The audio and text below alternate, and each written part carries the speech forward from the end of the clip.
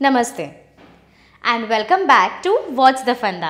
आपने किस फंड में इन्वेस्ट किया है, वो इक्विटी है, डेट है या हाइब्रिड, उसी के बेसिस पे टैक्स रेट डिसाइड होता है।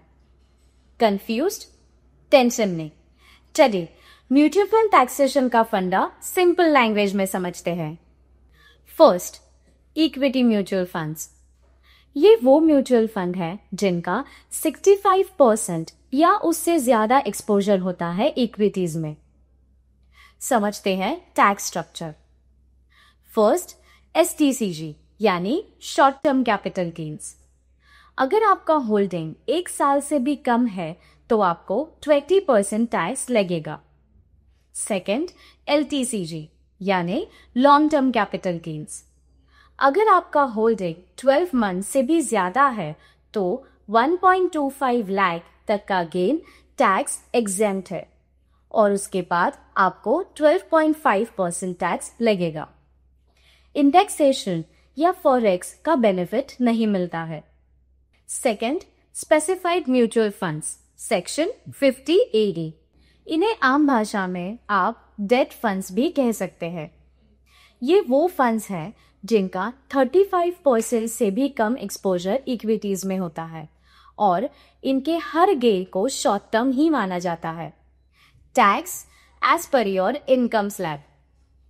इस कैटेगरी में आते हैं लिक्विड और money market funds, gilt funds और bond ETFs, fund of funds, domestic and overseas, infrastructure debt funds. Exit load या फी चार्जेस का टैक्स अमाउंट पे कोई इम्पैक्ट नहीं होता है। Third, other mutual funds. ये वो म्यूचुअल फंड्स है जो ना ही इक्विटी ओरिएंटेड है ना ही स्पेसिफाइड, जैसे hybrid funds, capital protection schemes. समझते हैं टैक्स स्ट्रक्चर।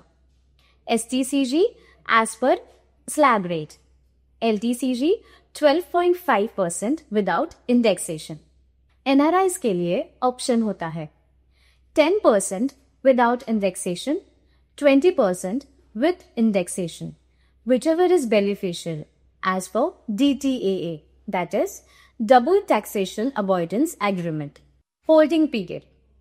Mostly LTCG बन जाता है आफ्टर 12 months, लेकिन कुछ फंड्स में आफ्टर 24 months भी हो सकता है। Fourth, TDS rules. First, for resident Indians, capital gains, no TDS. Dividends, अगर ₹5,000 से ज्यादा हो तो 10% TDS लगेगा। For NRIs, capital gains पे 20% TDS लगेगा या DTAE रेट। Dividends पे 10% TDS लगेगा।